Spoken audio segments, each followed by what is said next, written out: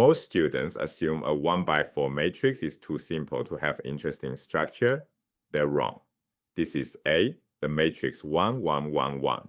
It has 1 row and 4 columns. Despite its simplicity, it possesses all 4 fundamental subspaces, a row space, a null space, a column space, and a left null space. Here's the surprise. One of these subspaces has dimension 3. Another contains only the 0 vector. We'll build all 4 and watch their dimensions balance perfectly. Consider the set S of all vectors in R4 whose components sum to 0, v1 plus v2 plus v3 plus v4 equals 0. Let's check an example. The vector 1, -1, 2, -2, is it in S? We compute 1 minus 1 plus 2 minus 2 equals 0. Yes, it checks out. But the vector 1, 1, 1, 1 is not in S because 1 plus 1 plus 1 plus 1 equals 4, which is not 0. This set S is actually a subspace of R4. It is closed under addition and closed under scalar multiplication. Now here's the key insight. We can rewrite the defining equation as a matrix product.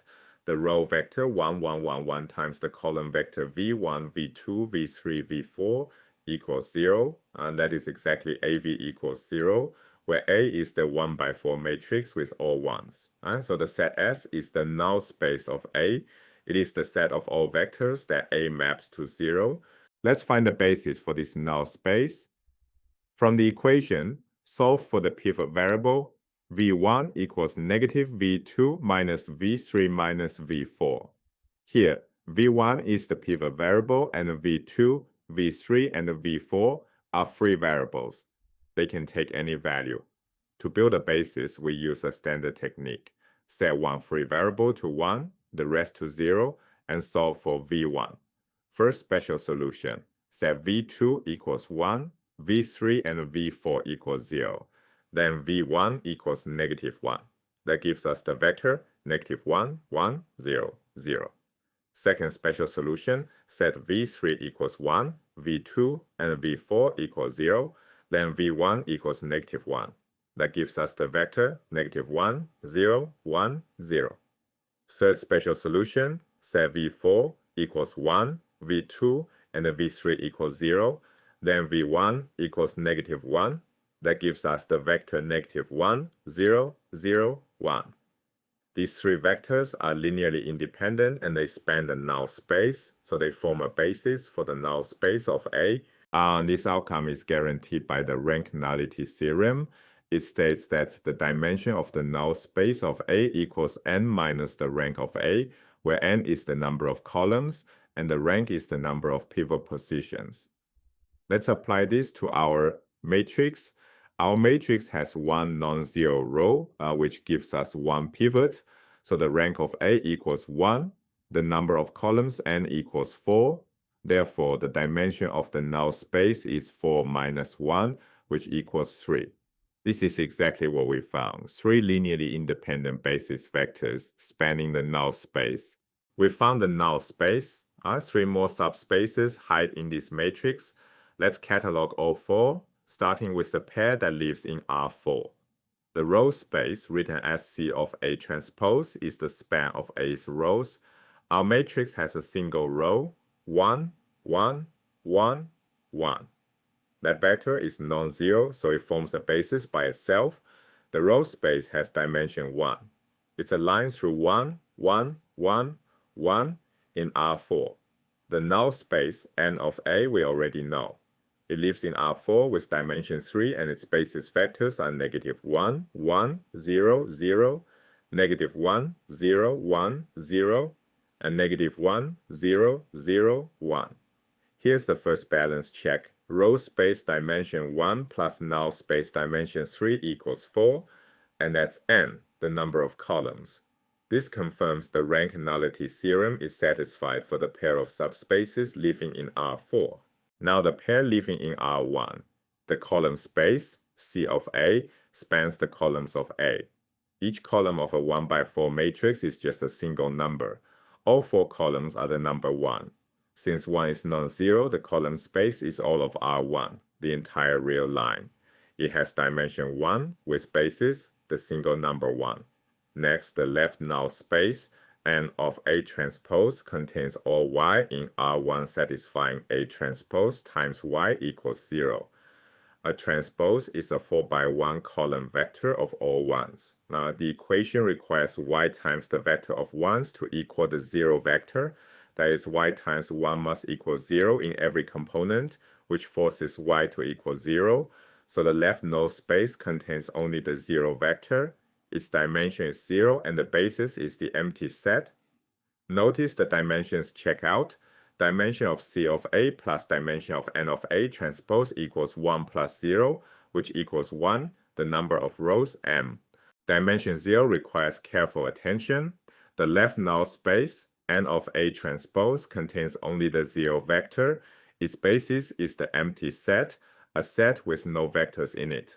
A basis provides the minimum number of vectors needed to span a subspace.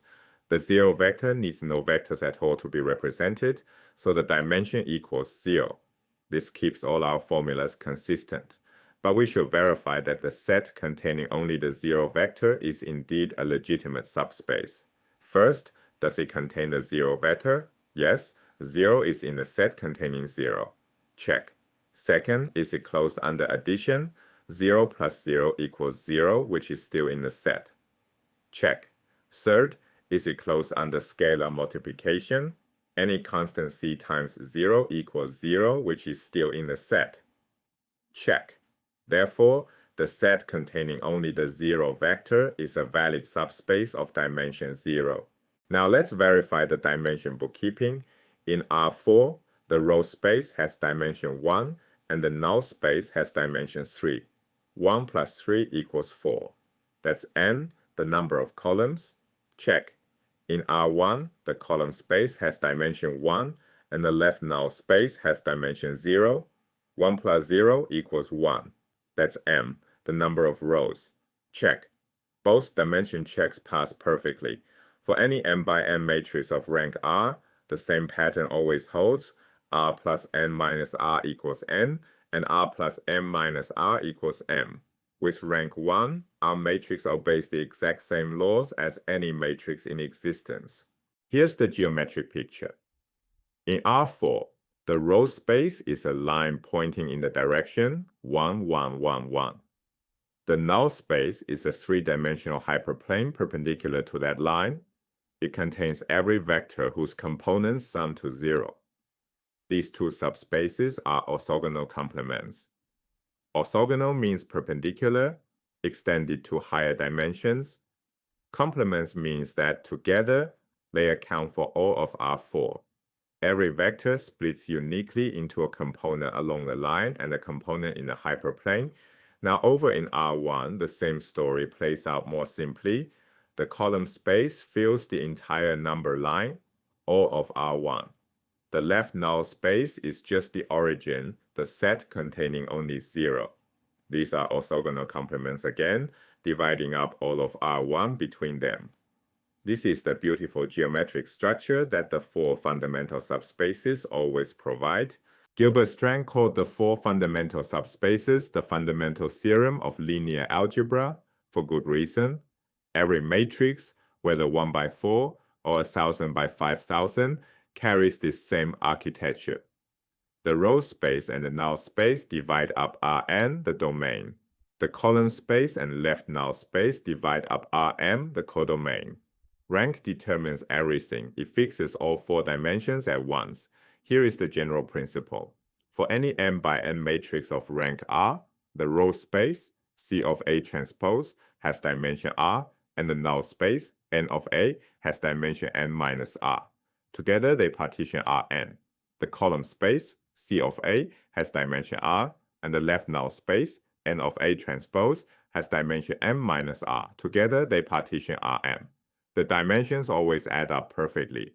R plus n minus R equals n in the domain, and R plus m minus R equals m in the codomain. 1 row of 1s, 4 subspaces, dimensions in perfect balance. That is the deep structure hiding inside every matrix.